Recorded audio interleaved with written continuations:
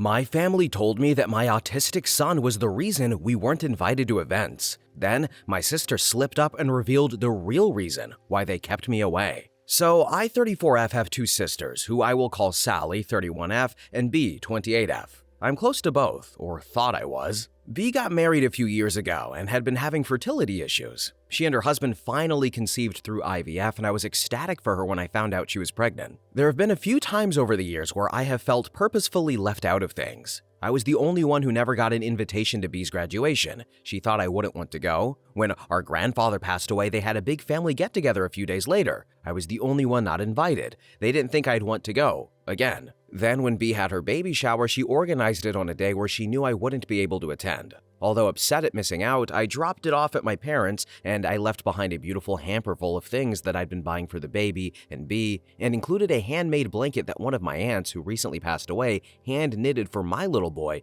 when she found out I was pregnant 6 years ago. And throughout her pregnancy, B had said that the day she had the baby, she only wanted our parents and her husband's parents to visit the hospital, and then they wanted the first 24 hours at home by themselves with no visitors, as they have a dog, and wanted him to get used to the baby first, which is totally understandable and fine by me. B has also had multiple medical complications throughout her pregnancy, which has meant she had to have an early C-section. I spoke to B the day before and told her my day was clear, at work but not a lot on, and that if she needed me, she knew where I was, and that I couldn't wait to hear from her. We didn't know the gender or anything, so I was very excited. Then on the day, I got a Facebook call around 1 p.m. from B in which she and my dad introduced me to my beautiful nephew. I was delighted. B then handed the phone to my mom as a nurse came in. My mom then informed me that Sally was there, and my joy turned into devastation. I asked my mom why I hadn't been invited to the hospital too. She said because I was working that they had thought I wouldn't be able to go. I told her that was an issue for me to deal with, and that if I'd asked, my manager would have let me leave to enjoy the moment with my family. But instead, they were all there enjoying that beautiful moment without me, again. So I hung up on my mom in tears. And I've removed myself from the family group chat. I spoke to my manager too at work, who said she would have definitely let me leave for the afternoon and was shocked that my family have done that. I messaged my mom afterwards and told her how upset I was, and her response was, "I'm sorry that you feel that way." And my manager said she's gaslighting me and said my feelings are absolutely valid. But was I overreacting? Am I the a-hole for hanging up on my family? Now here are some relevant comments. User 1 said, "Not the a-hole. I don't know why, but I have this feeling that B is behind a lot of this. It sounds like you had children first and she had struggled. But whatever the reason behind your family's attitudes and actions are, I want you to realize that none of it is your fault. They are making active choices to exclude you, and I know that hurts you very much. And the hard part is, you may never know why. But I have daughters close to your ages, and I would have never allowed something like this to go on.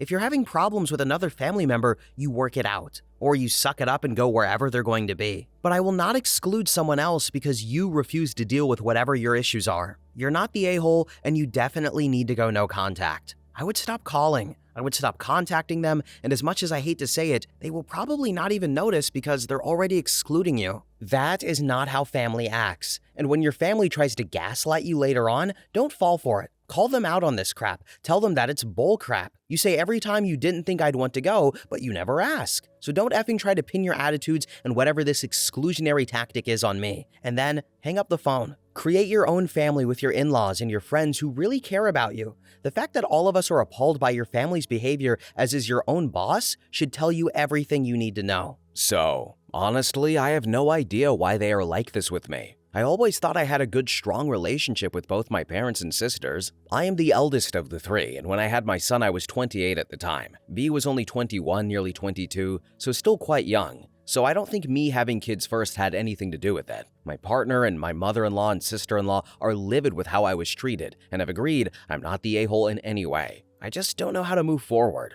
I'm devastated. Then user 2 commented and said, "Not the a-hole, not overreacting. Your family does not like you. I'm sorry that sounds harsh, but they really don't give a damn about you. Have they ever expressed a reason why they constantly do not invite you to major events in their lives? Have they always done this, even when you were all children? It is just so toxic and emotionally abusive. And they have shown you who they are and what they think about you. It is up to you if you want to continue to pursue this relationship with them and hope to get more than scraps or just stop. It is also up to you to approach them individually and ask them why they never include you in anything. Or you can say to hell with it and not even bother wasting time getting some lame-ass answer from them. Focus on yourself and your own family. So, honestly, it didn't start happening until I moved out of the family home. I was 20 when I moved out, and so have been extremely independent for a long time. But that doesn't negate the fact that I still don't get invited to things. A lot of the time, they say it's because I have a son with additional needs, can't get a babysitter, etc. But I have a very good relationship with my son's father who works in childcare and swaps his shifts so I can attend family gatherings, such as B's wedding. My family knows this, so that's not an excuse either. Then user 3 said, "This is going to sound harsh and sad, but I don't think it's that they don't think you can handle it. I suspect there is ableism involved, and they don't want your son there." So, I hope that this isn't the case, but I'm starting to think this might be one of the possible reasons as to why, unfortunately. Then user 4 said, "Families don't usually abandon loved family members without a reason. Have you done something that has upset them many times? Do you behave a certain way around them? I would ask them straight up why they are behaving this way and go on from there." Honestly, no. I visit my family every 2 weeks when my son is home with me so we can all spend time together. I stay in touch with both of my sisters, I meet for coffee, etc. I always thought I had a strong, loving bond with all of my family members. And then finally, user 5 commented and said, "Are you an alcoholic or something? Is there some reason you're not telling us why they wouldn't want you around? Because otherwise, not the a-hole." To answer your question, nope. No drugs, no alcohol, no major issues. I've always been fairly close with my family. We communicate daily, spend weekends together, that sort of thing. Update number 1. 2 days later. First off, I just want to thank everyone for all of your supportive comments and to those who have shared their own stories. I've taken the time to read through everything the last few days. So, after Thursday, I didn't hear anything from my family at all until today, Sunday. I was scrolling through Facebook and saw that all of my brother-in-law's family were at the hospital on Thursday too. So the only people not invited were myself, my SO, and my son. I messaged my mother after I saw this and explained how I was now even more upset and asked, "What have I done?" Her response is that I've done absolutely nothing, not to my sister or anyone. She tried making out that Sally, my other sister, went to the hospital of her own volition, which I do not believe. She would have not just turned up, she would have asked. My mom said that because I was working, they had assumed I couldn't get time off. I explained that how I manage my work is up to me. If they'd asked me and I'd declined, that would be another matter entirely. Anyway, I've told my mother I'm going low contact, how this isn't the first time I've been excluded and that I'm deeply hurt by their actions. So, that's it for now.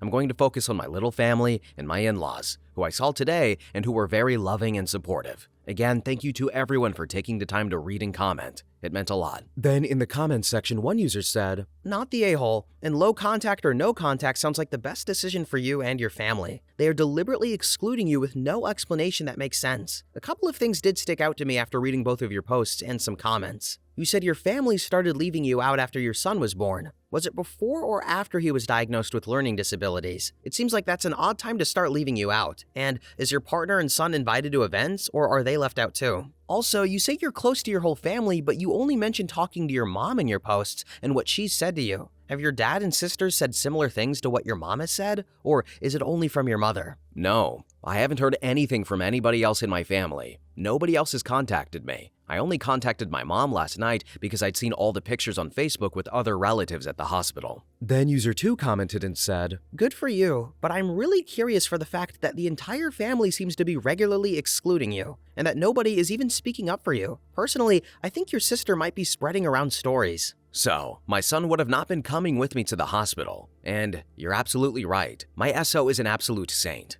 I totally agree, and we have been working on my son's behavior together over the last few months to decrease any sort of disruptive behavior. He's an absolute one of a kind. Then user 2 replied again and said, "Sorry everybody keeps harassing you about this, but how dare you make a mistake and then learn from it, especially if it includes your autistic child or being a single mother. That is all so stupid. Everyone screws up. I'm glad y'all have seemed to have grown from it, which is what we usually applaud people for, apparently unless we can throw it back in their face at some point. This also doesn't seem like a valid reason to me. If that were the problem, I would hope someone would respect her enough to be honest with her and say that occasionally there were going to be some gatherings that might not be the most autistic friendly. But that should really only be for the benefit of the child, not for the comfort of the adults around him who apparently can't act like grown-ups. It also doesn't explain, to me anyway, the cold response from her family about this, especially from her mother. That is her grandchild, bro. That's supposed to be sacred in any normal functioning family. I have an autistic nephew with his fair share of issues, and yes, it can be disruptive at times and even difficult, but I've never even considered excluding him from anything family related, nor has anybody else that I know of. We wouldn't dream of it. I would feel like a monster, just excluding that sweet little boy from his family because of something that isn't his fault? Screw that noise. And if your parents do end up showering the new kid with love and attention in a way that they never did with your son, then yes, go no contact immediately. Save your son and yourself from that kind of abuse. Y'all have each other, and I'd rather have a mom that loved and protected me than a whole family of exclusionary twats. Stay strong. Thank you so much for your comment. And yes, I made a mistake, and I learned from it. I was a single parent for 2 years to my son and working full-time. I let him get away with a lot because it made my life just that little bit easier. That's what I used to do. But I'm not alone anymore, and I work alongside my partner to make changes that benefit us as a whole family. It's nice to see that someone actually realized this. Plus, I wouldn't have taken my son to the hospital either. And I was actually talking to my SO about this last night as he's worried my parents will treat their new grandchildren very differently. And if that's the case, we will be going no contact. It will break my heart for my child, as he adores his grandparents, but I don't want to promote such a toxic environment either. And then finally, user 3 commented and said, I think going low contact is giving them too much credit at this point. I would block everyone on everything. If they want to get in touch with you, they will figure out a way to get in touch with you if it's important to them. Until they make that effort, I don't know why you wouldn't want to be in any kind of contact with them.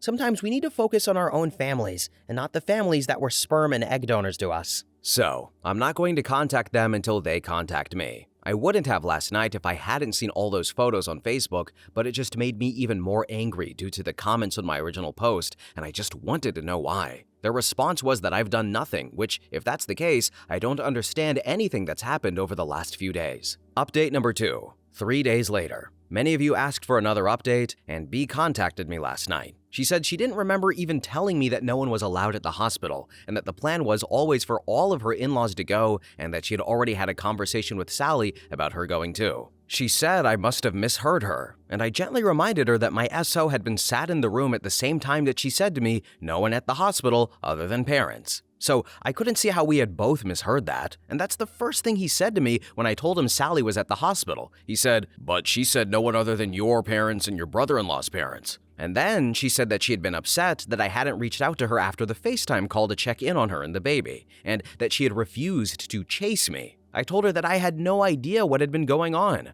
whether she'd been discharged or anything, and that as a new mom, I figured she'd wanted some time, which is understandable. I didn't expect her to chase me. She told me that they've had to go back to the hospital daily since they were discharged as the baby has been poorly. I told her that I'm sorry about that, I genuinely am, and that I hope he gets better soon. Then she asked me when I'm going to see the baby, and I told her I didn't know and that it would depend on an invitation. She told me that the invitation is open, but that she's feeling really sore and bruised at the minute, which is understandable, and doesn't know how she's going to feel, so that I need to put some time aside and check with them first if we did want to go through. And then we left it at that as it was 10 p.m. and I needed some sleep. And I'm honestly not sure what to do. I spoke with my SO last night who laid his thoughts and feelings down, total no contact, but that he will support me with whatever I decide to do. Now here are some more relevant comments. User 1 said, whatever you decide to do, OP, you gotta pull back. Spend the time and money on your own family instead. Well, I plan to do that regardless, and it's good to know I have my SO and my in-laws on my side at least. Then user 2 said, I agree with no contact. Don't let them gaslight you. An open invitation, but you have to check if it's okay first before you go, is not an open invitation. Any time you pick will not be a good time. Yeah, and I got that feeling when we were talking last night. I'm just going to leave it for now, I think, and wait to see whether I do get an actual invitation or not. I doubt I will, and I'm not chasing for one either. Then user 3 commented and said, was she planning to lie to you until you said your SO was present with you when she mentioned the visitor limitations? She's terrible. And the door is open, but you need to call ahead to check? It sounds like whenever you want to visit, they're going to come up with excuses for you not to visit. I would definitely go no contact. Don't let them continue to gaslight you. They're terrible people. Yeah, it certainly seemed like it until I reminded her my SO had been sat in the same room as us. And that was my thought about the visiting room, so I'm certainly not going to chase. I'm glad he was there too. Otherwise, I think I might have started to think I was going crazy, and I will be matching their energy from now on. Thank you. Then user 4 commented and said, OP, you can't keep lighting yourself on fire trying to keep everyone warm. You will just burn yourself out, and they will complain that the warmth wasn't enough. That is a very good analogy. I plan to go no contact for a while now and see what happens. Although I don't think anything will, so I'm going to focus on my SO, my son, and my in-laws now. And then finally, OP elaborated on if her sister was the golden child or not and said, yeah,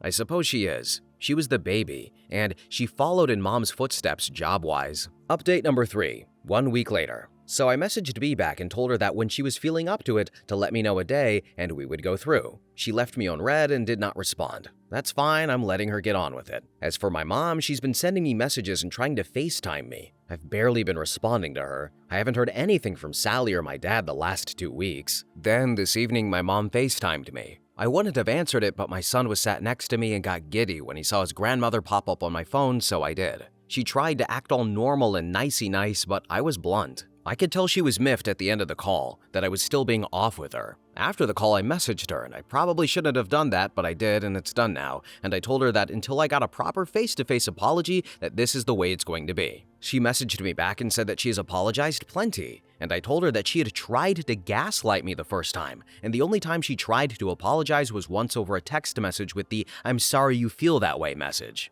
Then she FaceTimed me again and told me that she had not tried to gaslight me, that she was sorry that I felt that way, and that and I quote, "you just let your feelings get the better of you." And I told her again that no, that is not an apology, that my feelings are valid. She then said she was sorry, turned on the waterworks and told me she couldn't do this anymore and hung up. So, yeah, that's it up to this point. But other than that, I've been good. Just focusing on my son and SO and my day-to-day stuff with work, etc. I've actually been okay and sort of come to terms with the fact that I'm not going to have this close-knit relationship with my family anymore. But that's okay. I have my SO, my son, and my in-laws. They're the ones who need to be the important people in my life now. I doubt there will be another update now, but thank you to everyone for taking the time to read and comment. It really helped. Now here are some more relevant comments. User 1 said, OP, to be honest, I don't think you ever had a close-knit relationship with your family, but you have just now taken back your dignity and grew a backbone. Good for you. I wish you the best, and it is important to keep the people close that support you unconditionally. Yeah, and to be honest, I feel better. I've stood up for myself to her face and feel great actually, but I'm so done with them now. Time to focus on my little family and be whole. Then user 2 commented and said in a downvoted comment, I don't know, OP. I'm kind of feeling you wanting a special invitation is kind of weird. I remember having my kid and I would have people say this to me. Let me know when you're up for company, and I'm just like, show up. And if I say no, then go away. But here's the thing. I don't want to just show up though. That's pushing it a bit for me, even if it is my sister. When I had my son, the first few weeks I would invite people when and if I felt up to it. Then user 2 replied again and said, yeah, but isn't that what she asked of you? And isn't that how the other sister ended up at the hospital? She just showed up? From an outsider looking in, the sister that did show up just showed up. And then the sister that had the baby said, screw it, other family can come then because her plans went out the window. So, no, they'd actually arranged for my other sister to go prior to her having the baby. And B told me some that she'd already arranged for other relatives to go too.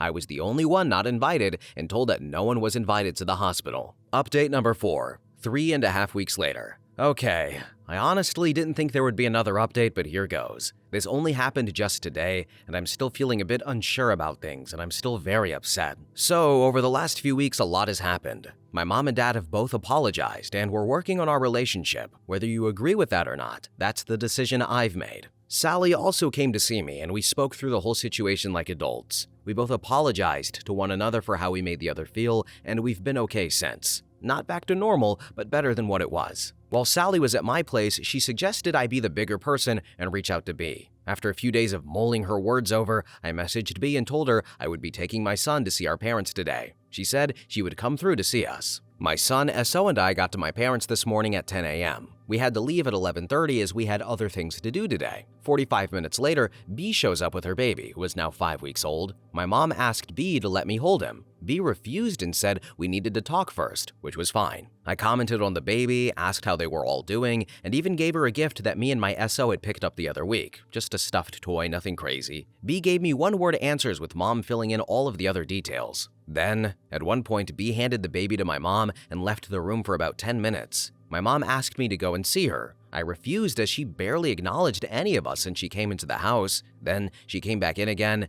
and barely spoke. As we were packing up to go, B said she was sorry for being quiet, but that she was feeling awkward after 5 weeks. She said that I'd upset her by not contacting her to check in on her and the baby. I told her I knew she had a lot going on as a new mom. Baby is exclusively breastfed, not a lot of sleep, and that she was recovering from surgery, and I hadn't wanted to hound her. Then she started shouting at me, calling me ridiculous, and that's not what sisters do. That sisters are there for one another, and I had hurt her feelings. She continued to shout at me while holding her baby about that she never said I couldn't go to the hospital, that I'd misconstrued what she said, and that she doesn't know how this will be fixed. My SO, mom, and dad tried to defuse the situation by saying they could see both sides and that even though we were frustrated with one another, she needed to calm down and just talk. B then started shouting at my parents, saying she was sick of them taking my side. At this point, I couldn't even say anything. My son was in the room and picking up on the frustration and anger from B and asking to go. I told my family we were leaving. My mom and dad followed us out, and I broke down when I got into the car. My mom asked me to go back inside, but I couldn't. I was too angry and needed to remain calm for my son